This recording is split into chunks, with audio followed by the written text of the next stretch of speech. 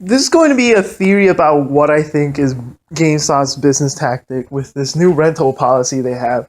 So GameStop has a rental policy going on where for $60 and you get 6 months of video game rentals from their store of used video games that they have, and then at the end of the 6 months you get to keep whichever game you rented last, I guess.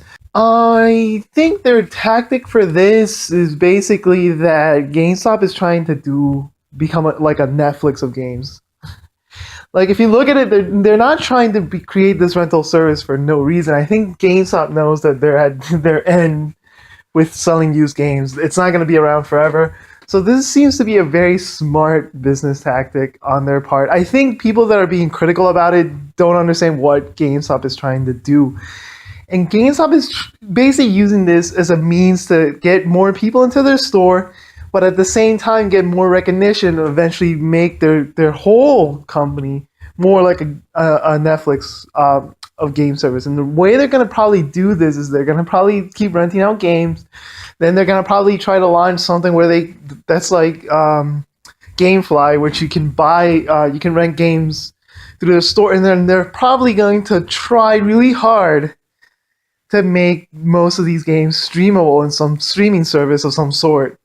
I don't know if they've actually thought of a way to or have a way to actually do this at the moment, or if they're experimenting or what have you with that. But my guess is that who's ever running the company is thinking that that's what they're going to try to do, and they may be overshooting it because they might not have started any experimentation whatsoever with getting a streaming service available. Or how that would work anyways, because if you get like what you're gonna stream Nintendo games on your on your service without Nintendo's permission, it's never gonna happen. Netflix was a little bit smarter in their implementation, and it took a little while. But I think if GameStop tries really hard, they're going to succeed at it. They're basically going to have to do the same thing as Netflix, so I think they're starting off now because they think maybe they have a chance if they do it now before like GameFly or some other company starts.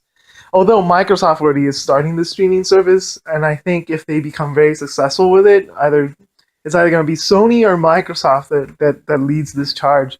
But I think GameStop, for the most part, is trying to make it work.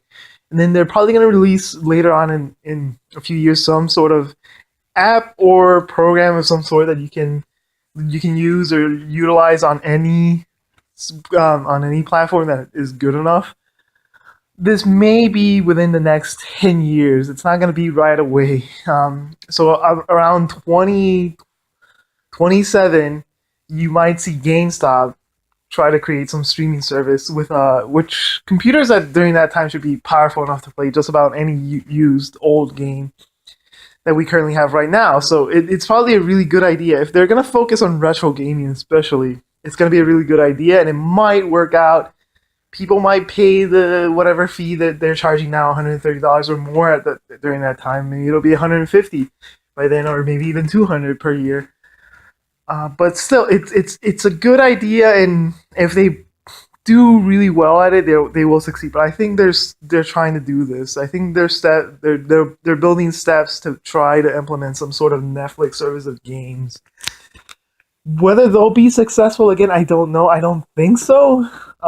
This is to do what Netflix did with games is going to be way more complicated, and also it's going to be more, I would say, tricky to go international with it. Even Netflix, I would say, is having difficulty going international with it, because if you're in any other country in the world, aside from some Western country like Canada or the UK, maybe it's kind of okay, but it's the problem with Netflix around the world is that Netflix tends to be very American, and they don't change that aspect. Like here in Japan, Netflix happens to be very American. Like here in Japan, when movies get released, they have different titles. A lot of things are edited out or changed.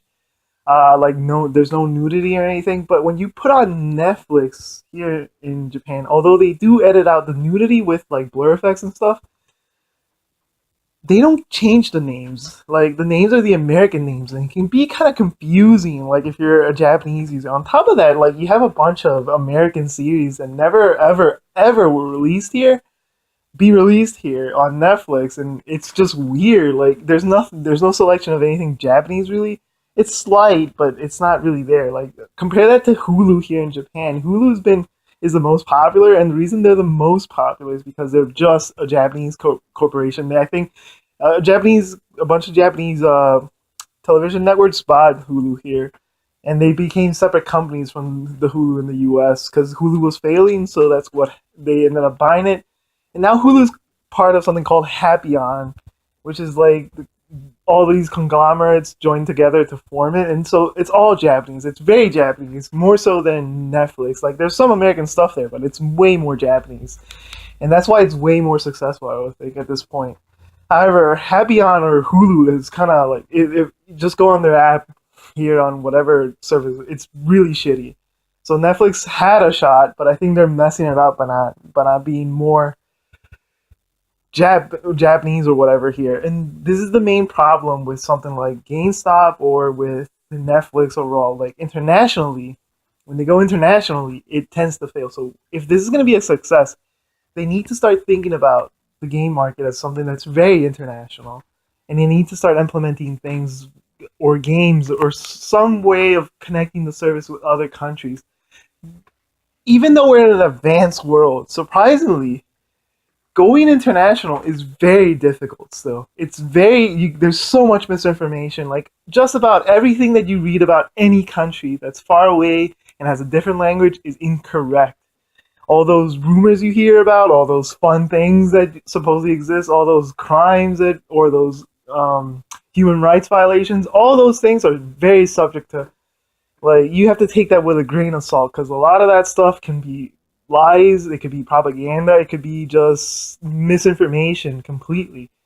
Like there's a lot of stuff about here. The most common stuff is like a bunch of TV shows that are just really weird, and if you really look at them, they're not real TV shows. They're porns that people just for some reason are telling you are TV shows here in Japan. They're not, and that's a very common known thing nowadays. I don't know if everyone knows it, but my point is, in the gaming industry, it's going to be much more difficult to implement, I would say, a streaming service kind of similar to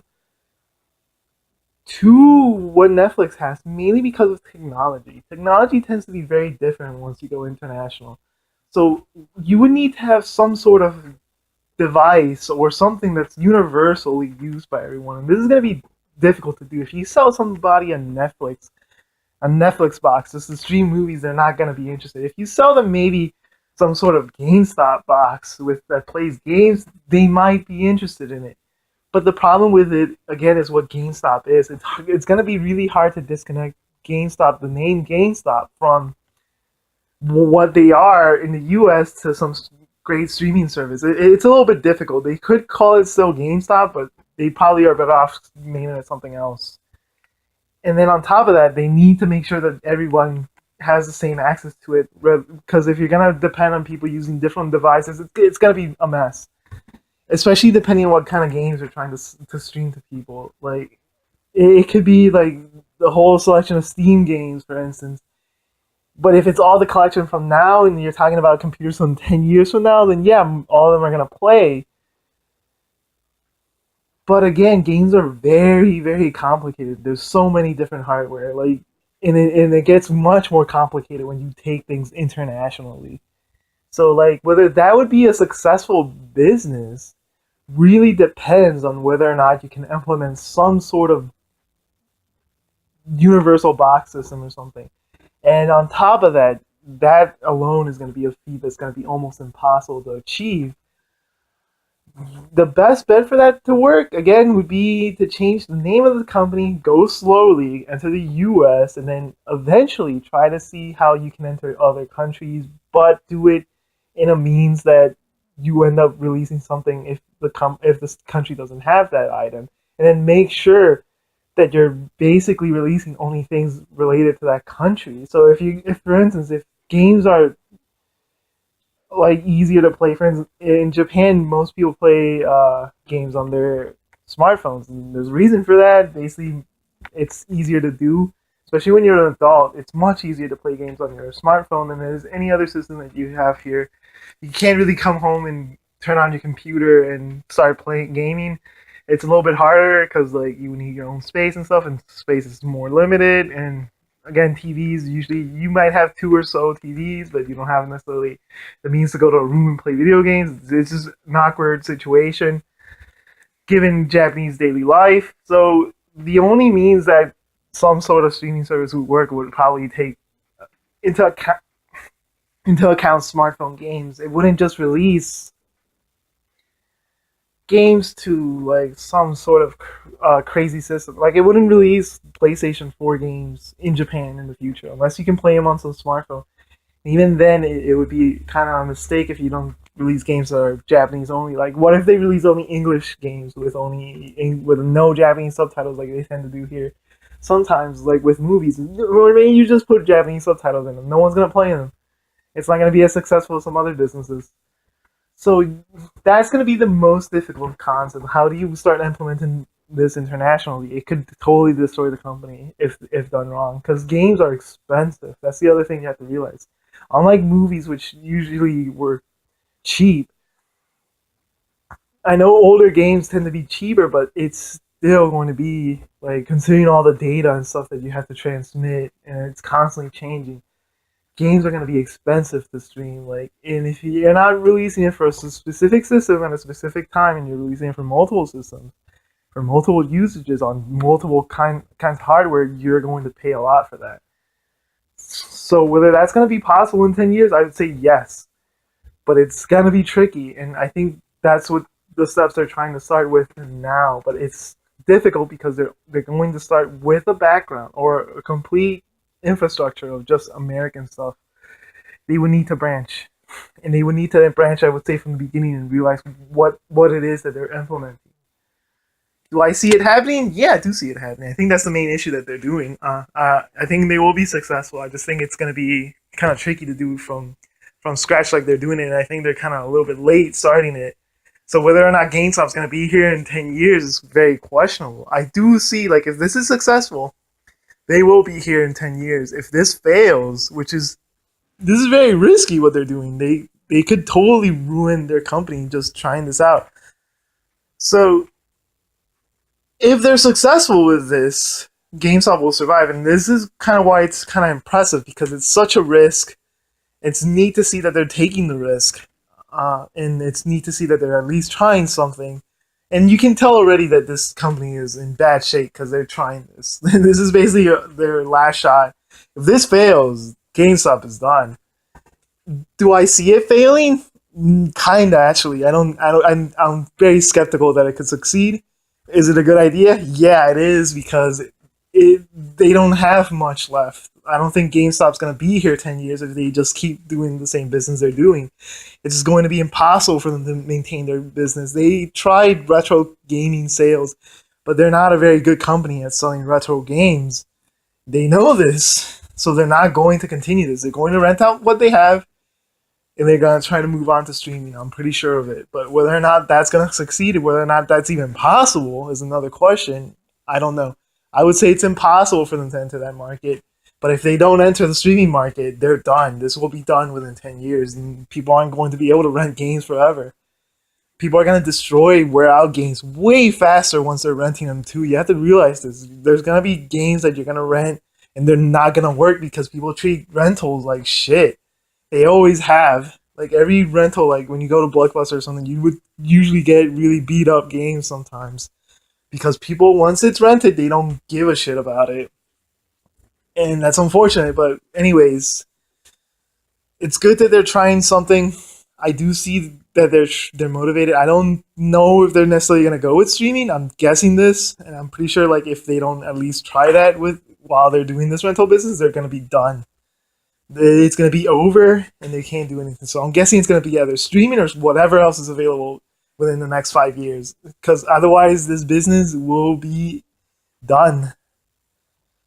So, again, like I said, good idea. I don't know if they can implement it. I'm not really sure. I think it's already a little bit late. They should have thought about this way earlier, especially when GameFly came out. I don't know. It's actually kind of tricky because once GameFly was out there, they would have had to implemented the same kind of business. And even then, we saw Blockbuster try this when Netflix was becoming popular, and they failed miserably. Like it was such a spectacular failure that it's hard to say whether or not GameStop will be able to succeed at this. But luckily, I do see hope for video games. Like this is just everything's becoming much better for the consumer, anyways. Because GameStop, although was a good ish company to buy certain games, they weren't never as great as some other older stores. Like I think Funkoland used to be amazing, and other that existed even before then, or your regular mom and pop shop that treats the games more carefully is way more better. Way better than GameStop ever has been. GameStop just didn't seem to care, and if you ever bought a new game on GameStop, ooh, you would know. As long as you didn't, if you didn't buy it online and you went to the store, most of the time they would just take out a new game from some Ziploc bag and try to put it back into a cart and sell it to you as new. It was, I think they did that as a psychological thing so that you would buy the used game most of the time. At least the employees would do it like that. They would do it to your face because they would be like, if you buy the used one, it's like $10 less. But the reality of it, if you buy the used one, it also helps them out because then they don't get fired. We didn't know this, so we never wanted it. So once we got the new game, we saw what it was. We were like, no thanks, we don't want that shit. And we walked out, and unfortunately, the employee suffers. And that's just how shitty GameStop has been. Instead of just trying to be a nice company and try to sell things normally, they would have probably been better. But unfortunately, GameStop has a lot of problems, and whether or not they're here in the 10 years, I don't know. I don't trust it, basically. Simply because of their way of managing things in the past has been terrible, in my opinion. So I don't necessarily see this working out for GameStop in the end. I do think the company will be gone within 10 years if things continue the same way. But however, this risk is a very good risk to take, and it might pay off in the end. And if it does work and they succeed, they will be around for many more years to come. Anyways, that's everything I have to say, guys. I'm signing out. Have a good day.